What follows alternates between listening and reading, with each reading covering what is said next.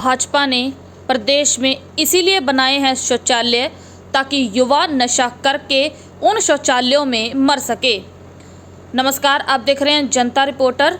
नगरपालिका चुनाव में समर्थक अध्यक्ष पद के लिए उम्मीदवार राजीव कुमार के चुनावी कार्यालय का शुभारंभ करने पहुंची इनेलो नेत्री कांता चौटाला ने कहा कि भाजपा ने प्रदेश में इसीलिए शौचालय बनाए हैं ताकि उन शौचालयों में युवा नशा करके मर सके। कांता चौटाला ने कहा कि कालांवाली ही नहीं, पूरे देश की नशे की चपेट में है और सरकार की ओर से कोई ठोस कदम नहीं उठाए जा रहे।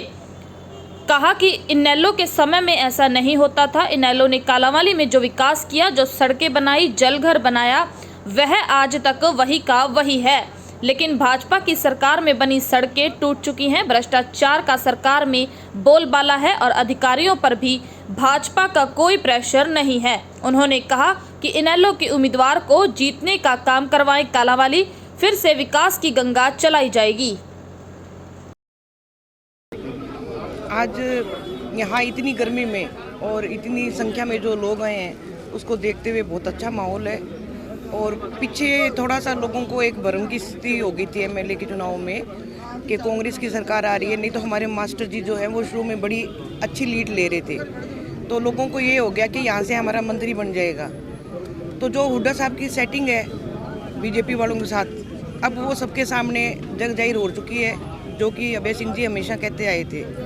तो मैं कालांवाली की जनता से अपील करूंगी कि ये एक मौका आया है मंडी वासियों से कि आप हमारे जो उम्मीदवार हैं राजीव कुमार जी, उनको यहाँ से चेयरमैन जिताएं, ताकि जो कमी हम एमएलए के चुनाव में कर सकते थे पूरी, वो जो अब करेंगे, वो कमी जो रह गई थी वो हम अब दूर करने का प्रयास करेंगे। मुख्य मुद्दे नजर क्या आ रहे हैं? मुख्य मुद्दे नजर क्या आ रहे हैं कालांवाली में चुनाव लड़ेगी? देखिए, मुद्दे तो हर शहर के लोकल होते हैं। जो ये नगरपालिका का चुनाव होता है इसमें लोकल मुद्दे होते हैं, लेकिन एक सबसे बड़ा जो मुद्दा है वो है भ्रष्टाचार का। अभी जैसे अधिकारी हैं वो व्यापारी लोगों से जो है वो ऐसी बड़ी बड़ी रिश्वत की डिमांड करते हैं। रिश्वत तो छोटी भी नहीं लेनी चाहिए, क्योंकि हर इंसान जो है वो बहुत मेहनत करके दिन रात और पैसे कमाता है, और जब उससे कोई अधिकारी रिश्वत मांगता है और फिर उस व्यापारी की कहीं सुनवाई नहीं होती तो बड़ी तकलीफ़ होती है। तो मैं यही कहूँगी यहाँ के व्यापारियों से भी और मंडी के लोगों से कि आप हमारे चेयरमैन को यहाँ से जिता के भेजें, ताकि उन्हें ये रिश्वत की वाली जो है समस्या वो कभी नहीं आएगी।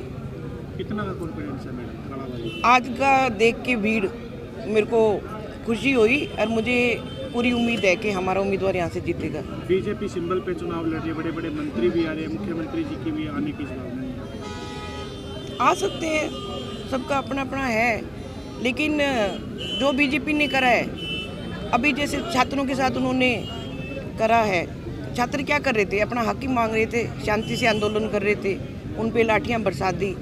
तो पहले ऐसे लगा था कि ये लाठियां सिर्फ खट्टर साहब ही करवाते हैं, लेकिन अब सैनी साहब के राज में भी जो ये हुआ है उनसे भी लोगों को बड़ी निराशा हुई है। तो मैं यहाँ के यूथ से खास करके विनती करूँगी कि इस मुद्दे को वो एक खाली हिसार का मुद्दा ना समझे। हर एक युवा का हक है आवाज़ उठाना, तो उस बात को देखते हुए इनेलो का समर्थन करें और इनेलो के उम्मीदवार को जिताएं।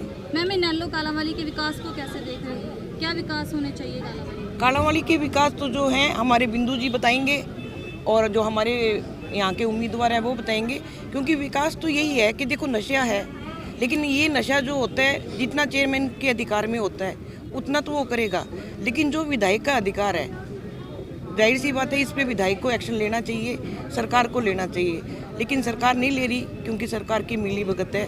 और कालांवाली जो है ऐसे पिछड़ा हुआ है, ऐसे लगता है कि ये हरियाणा का हिस्सा ही नहीं है, एक तरह से इसको भुला दिया गया है। तो मैं लोगों से यही कहूँगी कि इसको फिर से अगर याद दिलाना है तो इनेलो के उम्मीदवार को जिता कर भेजें, ताकि ये कालांवाली सुर्खियों में आए और कालांवाली का विकास हो सके।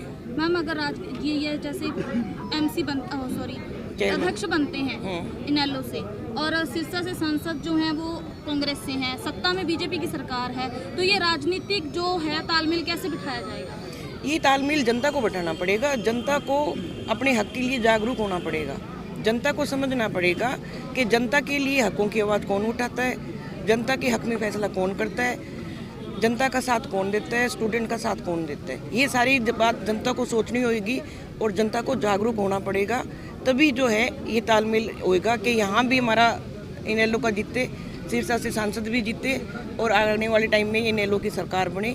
तो मैं जनता से अपील करूँगी कि जागरूक होके अपने हकों के लिए आप सोच के देखो कि किस पार्टी की सरकार आपके लिए अच्छी है और उसके हिसाब से वोट दें। मैम, आपने नशे की बात की अभी,